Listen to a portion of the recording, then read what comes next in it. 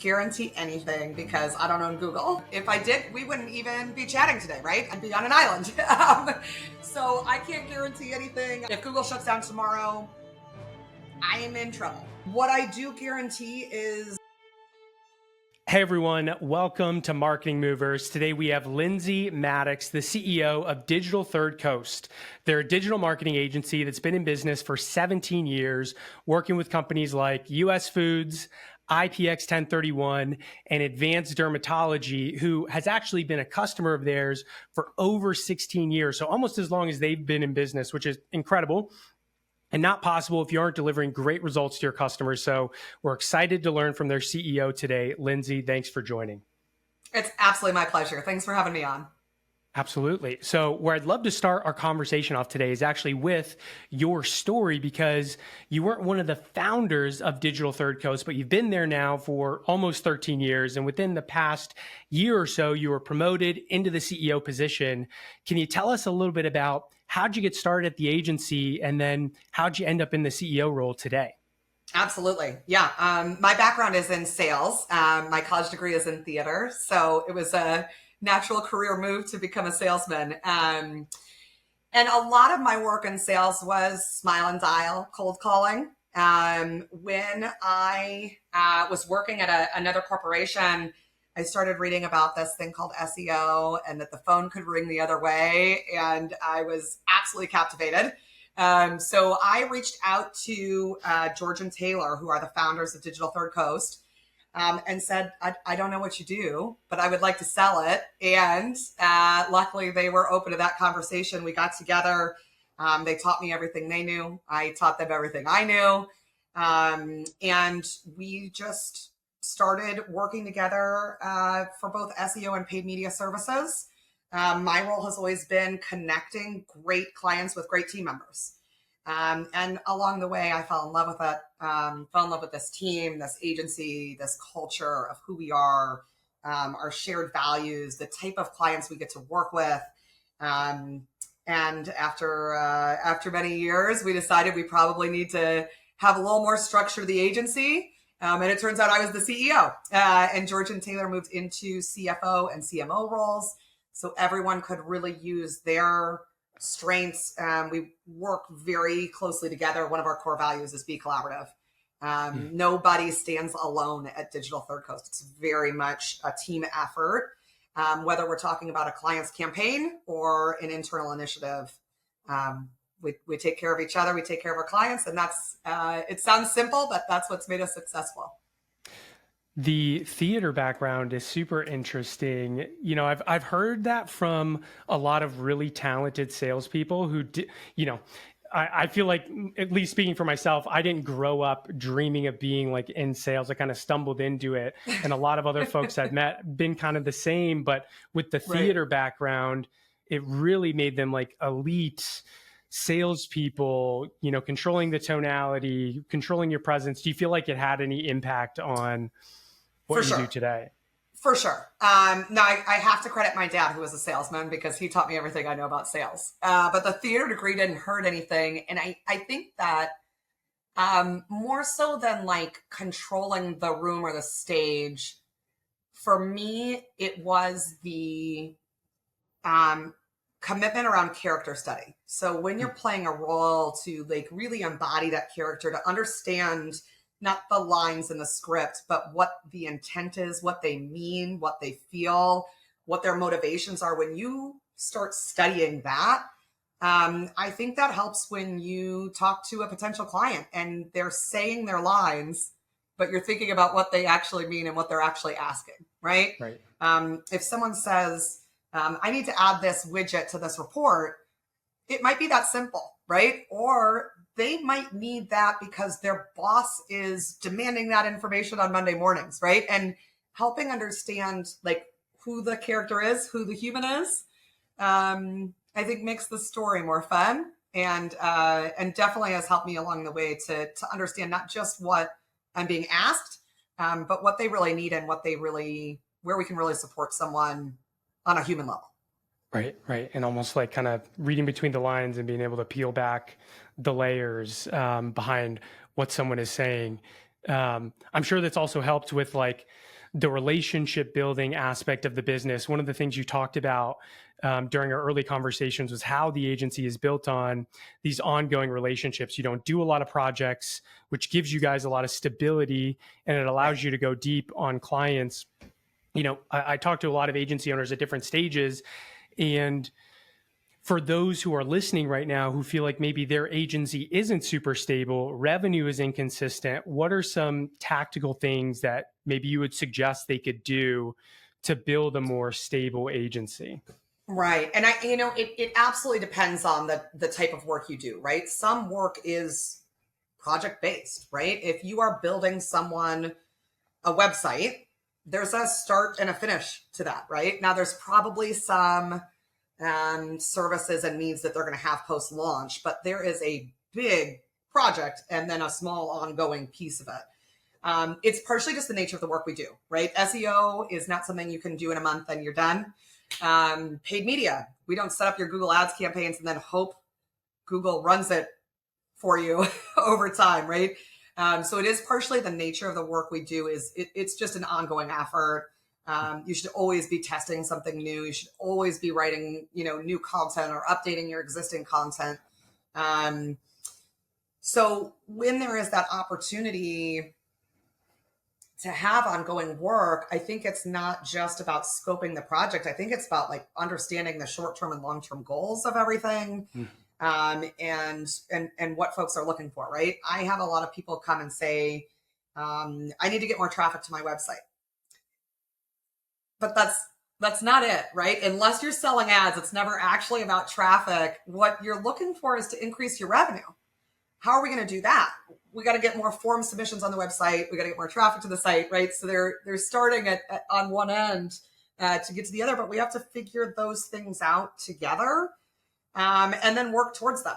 And if you're making progress month over month over month, it's really easy to justify continuing working together, right? But you have to prove it. I think that our industry, like any other industry, has people who are really good at it and people who say they're really good at it and then aren't getting anything done. Right. I love being the second agency, right? Yeah, right. I love being not your first, but your last. Yeah. Yeah, exactly. And having that opportunity to say, like, let's talk about what this really means.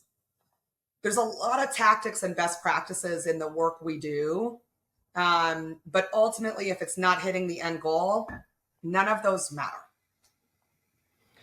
I feel like there's a lot of like really good nuggets there to go down, especially in the concept of like proving it. Because I feel like a lot of the agency space over the past couple of years, especially with like Alex Hormozy becoming huge and $100 million offers, everyone's talking about like guarantees. And like, how do you think about the concept of proving it, especially with a service maybe like SEO, where it does take a long time, it does take the right expectations?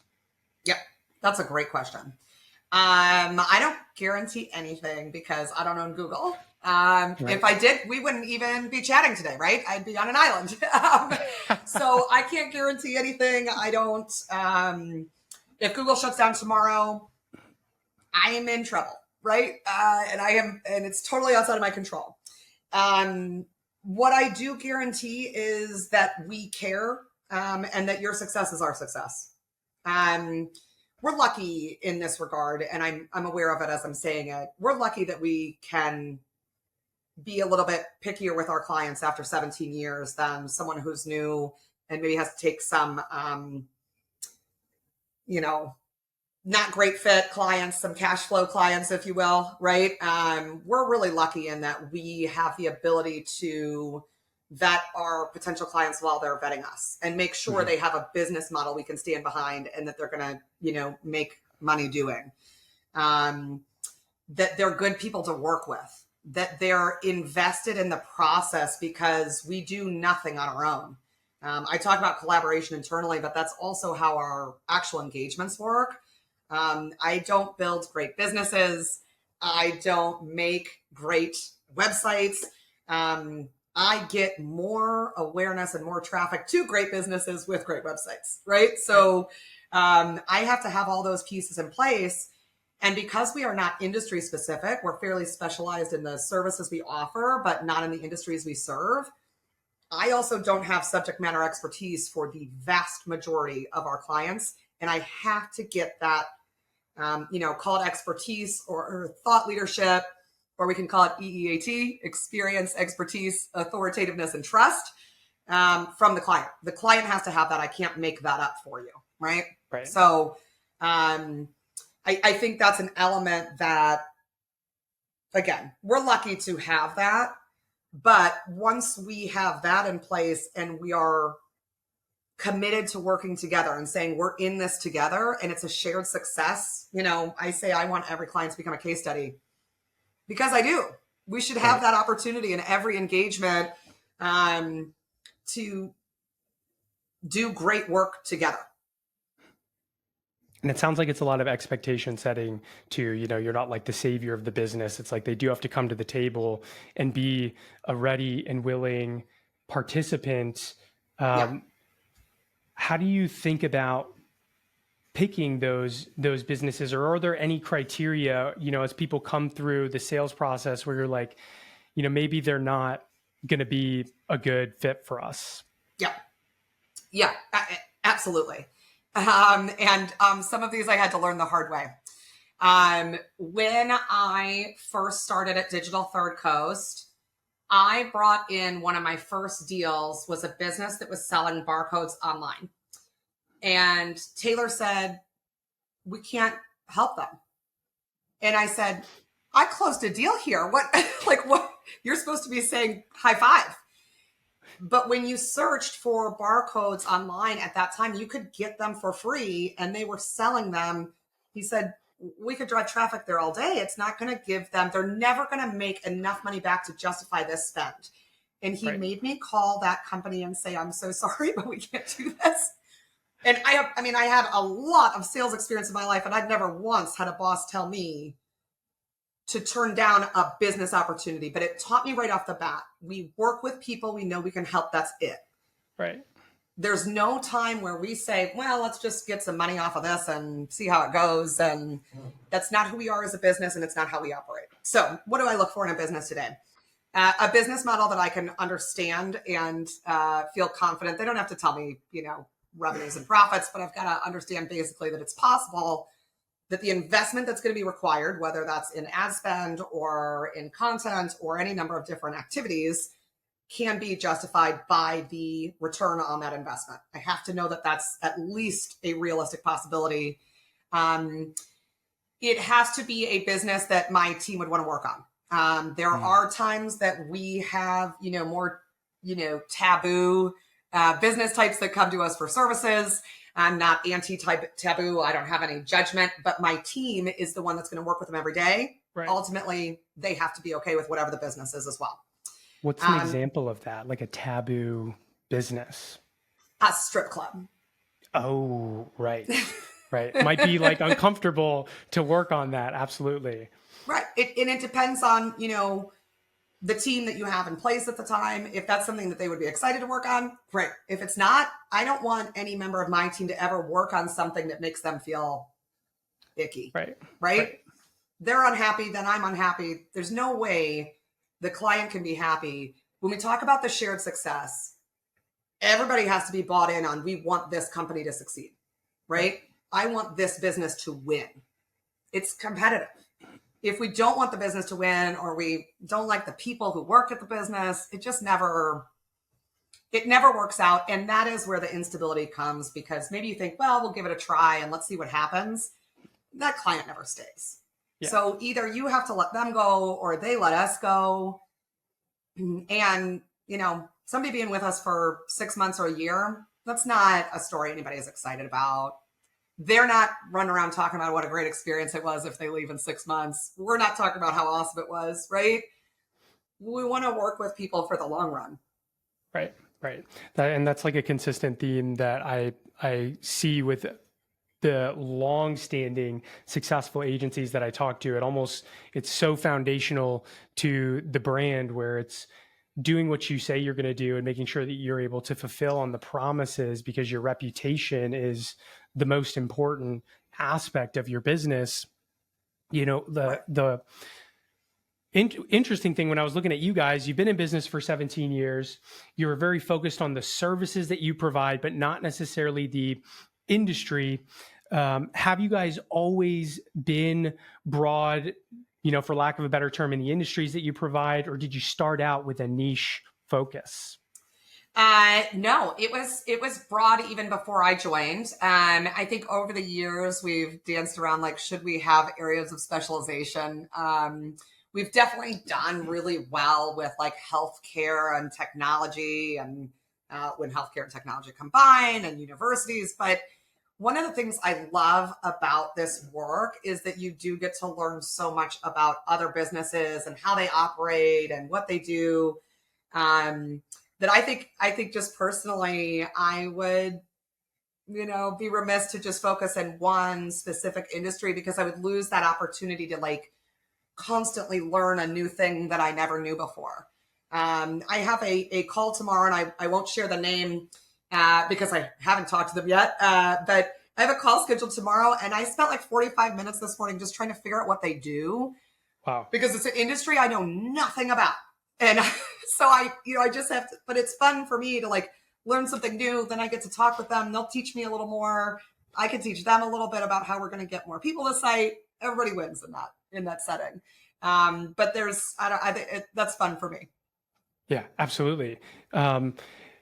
With you and all the experience that you have, I guess if you were looking back and let's say, you know, Lindsay 17 years ago wanted to start her own agency, would you recommend that she start with a niche focus, or do you feel like, I don't know, the asking a terrible question here, but obviously with where you guys are at now, you have the skill set, you have the expertise in how to service all these different types of businesses, but maybe for more of a beginner, do you feel like that's a good strategy to start out with?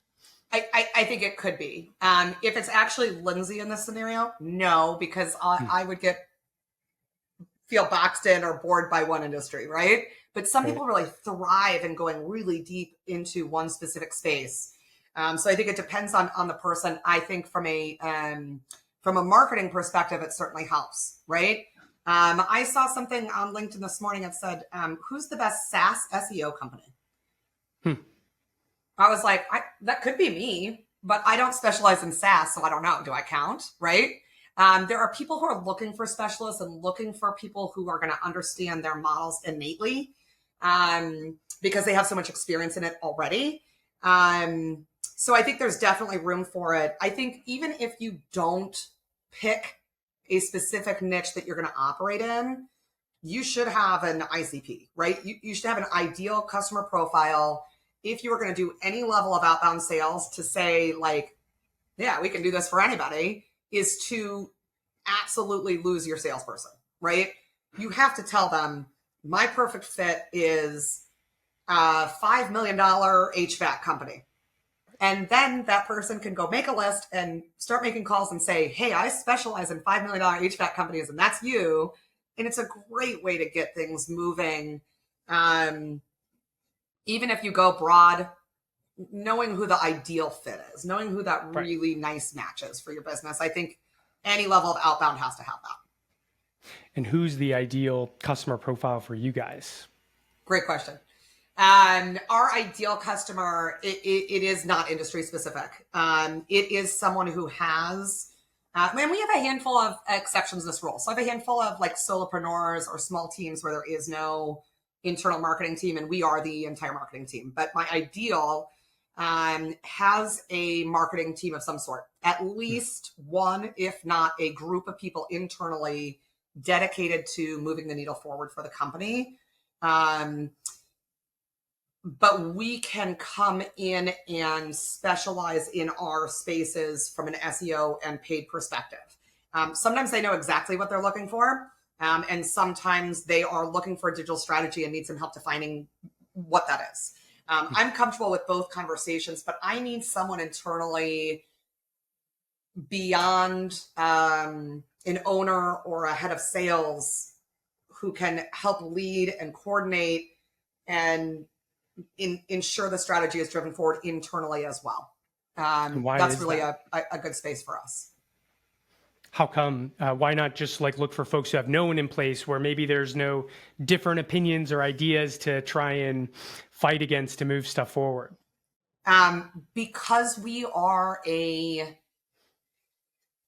segment of a marketing strategy, right?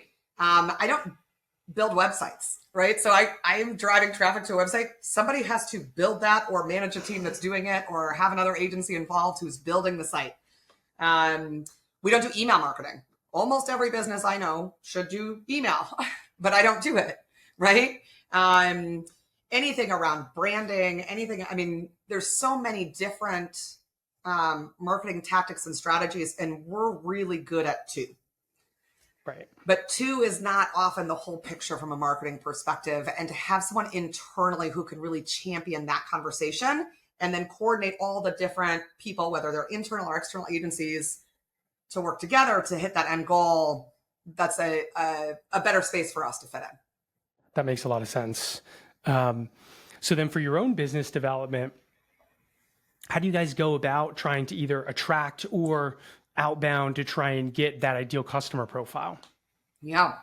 So when I started the agency, I thought, okay, let's start cold calling. And I've never gotten around to it. It's been 12 and a half years and I haven't started.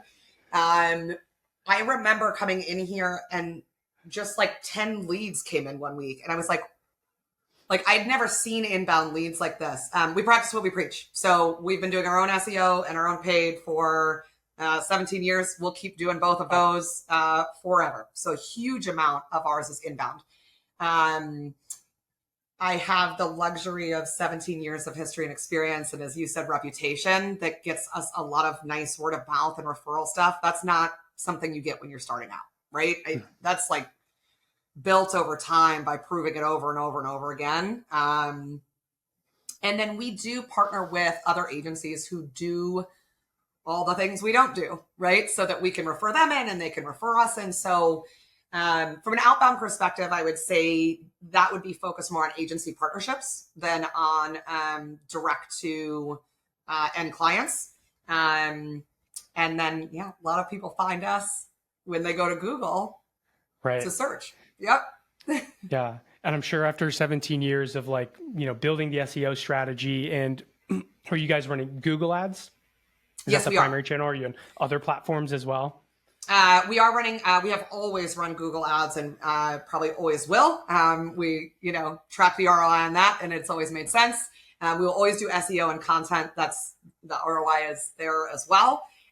We are launching, I just recorded a webinar on the helpful content update and we're going to launch some LinkedIn ads and test that and see how that goes. But that's a new experiment. I don't have any results yet. Right. So that was actually what I was going to ask you, because I feel like, for you guys, you probably very clearly understand what's the lifetime value of the customer. You've got all these conversion rates, lifetime. For someone maybe who's just starting out, would you recommend Google ads, like investing in SEO? How maybe could they best approach trying to get those first couple of customers? The advantage of ads is speed to market. Right? If you need customers, I'm even going to say this year, right? It's August while we're recording this right now. So if you need customers this year, I would not bank on SEO for that, right? I think ads is a really good opportunity to get in front of people who are actively looking, right? So they have the intent to hire someone and do it quickly. The downside is you pay those click costs forever, and click costs generally only go one direction. So the SEO strategy is the long-term play. It tends to be, at least in my world, higher return on investment in the long run, but it can take several months, if not years, to, moving from page 10 to page 9 doesn't get you any new customers, and moving to page 7 still doesn't, and 4, you have to get there, and then you have to stay there, and it's a long cycle that pays off in the long run, but you have to be ready to really invest. If you're just starting out, you might look at some paid strategies to boost that up from the beginning, and at least get a few of those in the door. Right. What about like organic social or outbound? Yes. Although I will say my experience with organic social is extremely limited. And that means my expertise is zero. Um, and then from an outbound perspective, yeah, I mean, I think that depending on well, it doesn't matter where you are or who you are. In every community I've been a part of in my sales career, which has involved staffing and recruiting, selling fleets of vehicles, and selling digital marketing, there is a community of people that exists, right? For you and I, we go to a place called the Long Room, right? But there's a community. You have to find it and seek it out. I would think that level of outbound or networking is more important right now than a straight cold call. Again, I haven't done a cold call in a while, but I think that connecting with the right people in your community and showing up does a lot for building those initial early days. Right. No, that makes sense. So I kind of want to pivot the conversation. One of the things you talked about doing that I thought was interesting with your agency, and I believe you said you guys do it once per year, was getting everyone together for like this big company-wide SWOT analysis to really focus and work on the agency. Can you tell us a little bit about where that came from, how you do it, and the effects that it's had on running the business? Sure. Yeah, I would be happy to. Okay, so until March 13th of 2020, everyone worked in an office together in Chicago. And on March 13th, we went home and we were like, see you in a couple weeks. I actually have a Slack channel called the 30-Day Song Challenge because I thought that'll be fun to do for 30 days. And now we've been doing it for 4.5 years. We're on movies now, but we've been doing it. I won't change the name of the channel though, because it's a kitschy reminder of who we used to be and where we are now. Right. When we all went remote, I don't know that any of us thought we were going to stay remote. As it turns out, my team is, they're a group full of highly talented, highly experienced people. They don't need an office to be productive, right? They are in many cases more productive at home than they were in the office because I'm not chit-chatting throughout the day, right? I'm not distracting them. And so we have we've been fully remote for 4.5 years. We still have an office in Chicago. People are welcome to use it. I go a couple times a month, right? And after that first year, there was a feeling for me of, well, first of all, we had to stop doing virtual happy hours because that was just painful after a year, right? Nobody wanted to do that, like another Zoom on a Friday, you know? Yeah. And we were finding these ways to still maintain our culture. How do you, as an agency that is fully remote, still be an agency and not a group of freelancers, right? What's the difference there?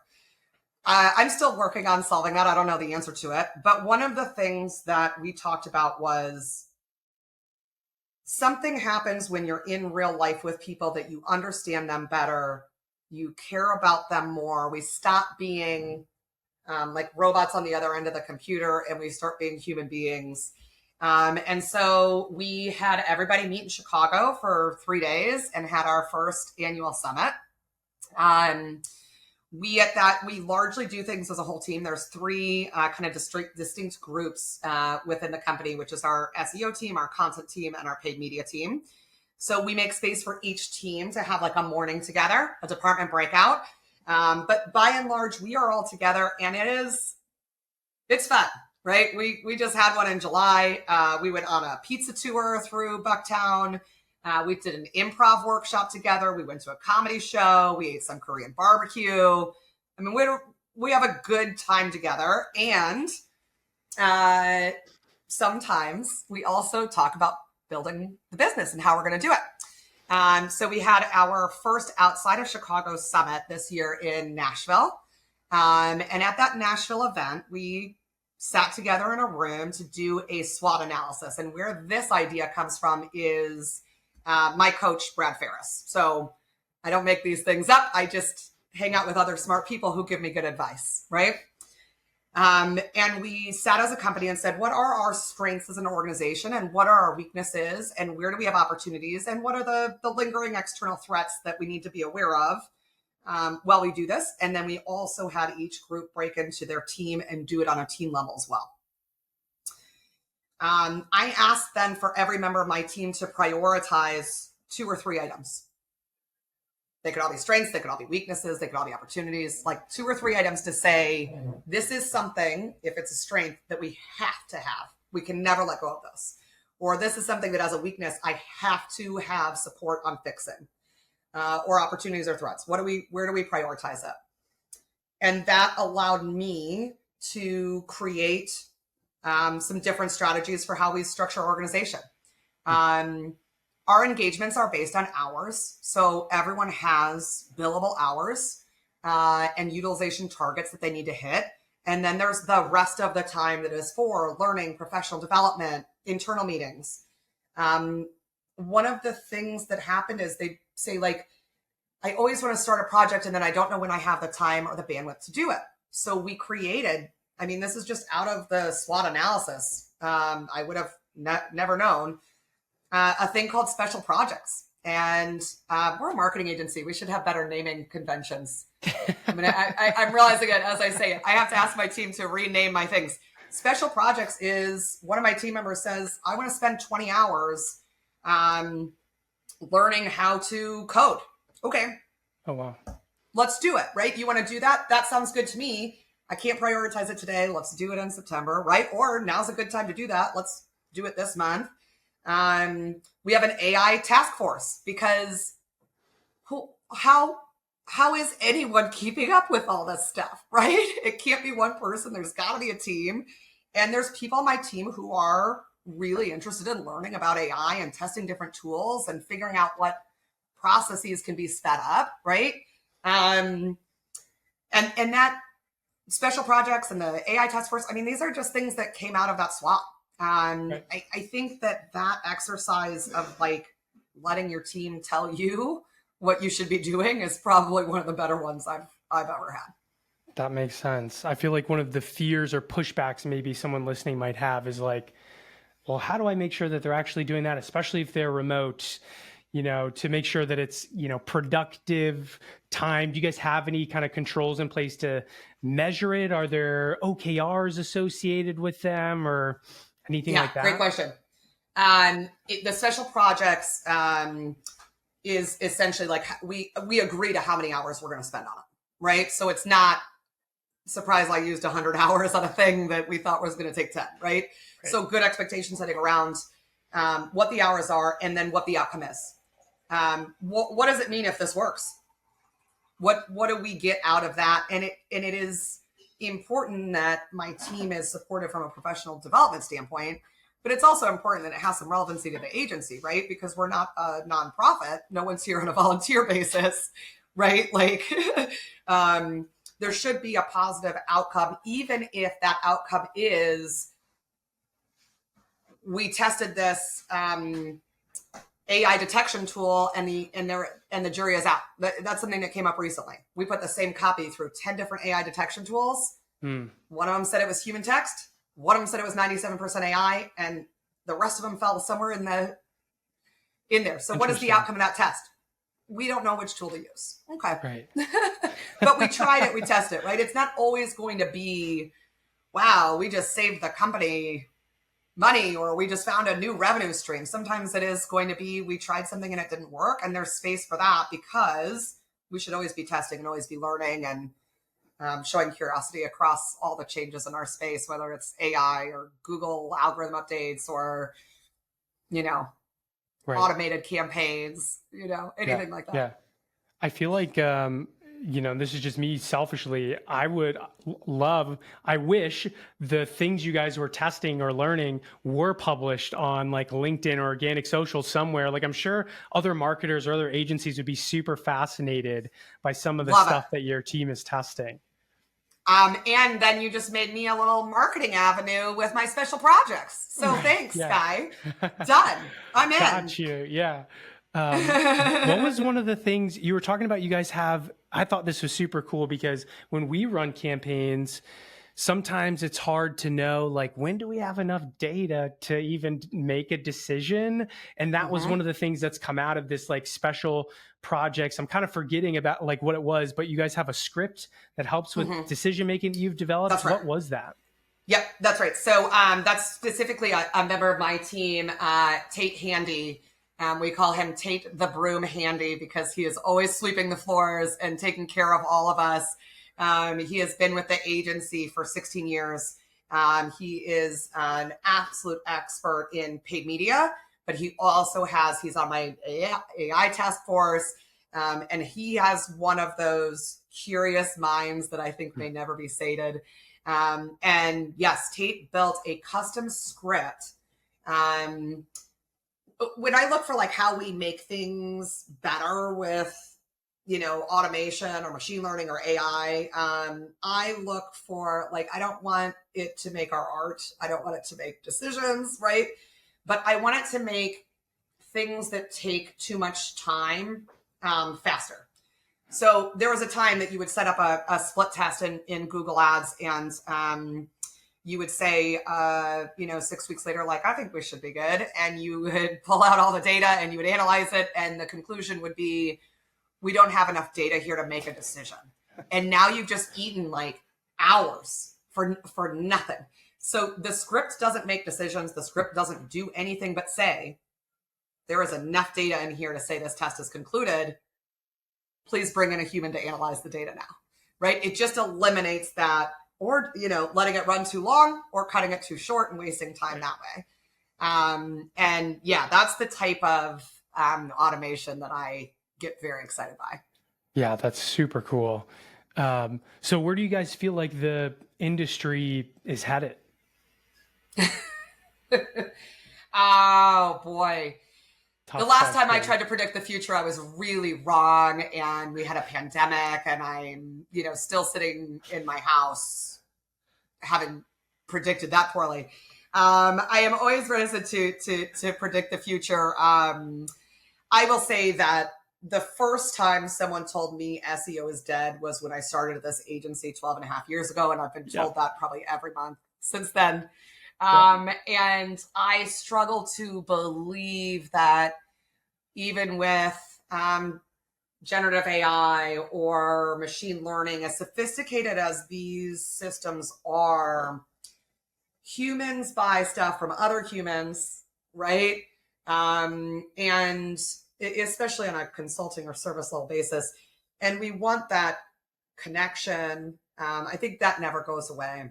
I think that we can be in our isolated bubbles at our houses, but we're still going to want that connection and that space. The helpful content update has meant like everybody has to rewrite all their content, right?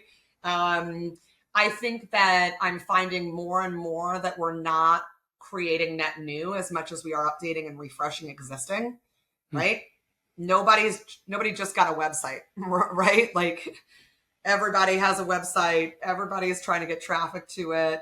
I don't know where we're headed, but I am along for the ride. I'm excited to find out.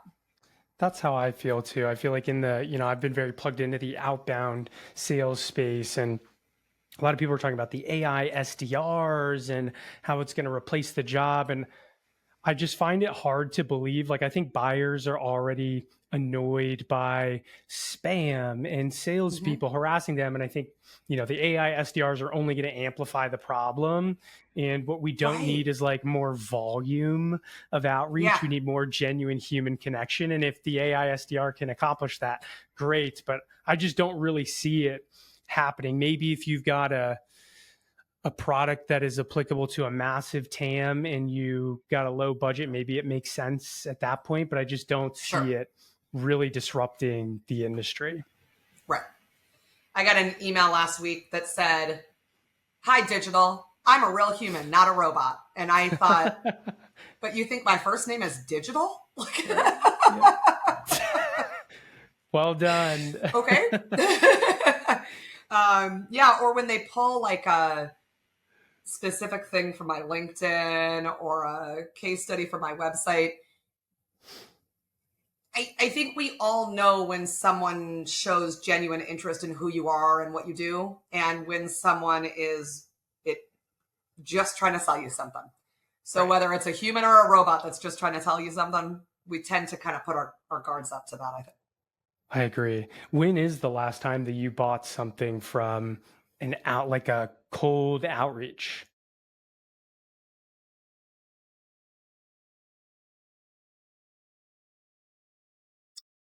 I can't even recall. Yeah, that's crazy. I can't even recall. Yeah. Yeah. Is there, maybe you can't answer this question, but almost more so just curious, is there like if you were to receive this type of message in this medium, is there ever one that you feel like would get your attention or you would take a call with that person? I will take a call with anybody anytime. And I'll sit here on a podcast and say that. I am always open for a phone call. I called a lot of people who weren't open to receiving my call. And that's like my way to make right all the wrongs of my early sales career. Karma, right? Yeah.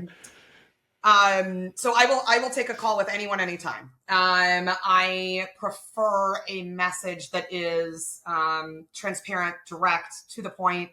Hi, Lindsay, I sell X. I think it'd be a good fit for you because of Y, right? Tell me what it means to me. I find myself really annoyed by the like passive aggressive breakup emails that people are sending. Or when someone's like, you haven't replied to my email. I don't even know who you are. Like I owe you that. I don't know. And also I think that I've always said the key to successful sales is two things: a genuine interest in other people and a genuine belief in your product or service. And that's it. And if I get the sense that you don't actually want to talk to me, which happens on cold calls, or you don't believe in your own product, then I don't have energy to entertain that. Yeah, I feel like you nailed it. Like, and I feel like we've gotten away from it over the past 5 to 10 years with just all the automation tools, where we think that volume is the only answer and it's the best way to go about trying to drive more sales. I feel like you hit the nail on the head.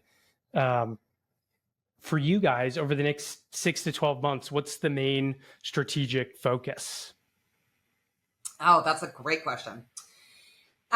We've had some really big shifts in just how our services operate, right? I think that we are always kind of evolving what we're doing. My next focus is updating our reporting to reflect those changes. So we tend to study and roll out and do things, and then our reports, while they're always going to have return on investment or cost per lead, as close as we can get to that, and traffic and rankings.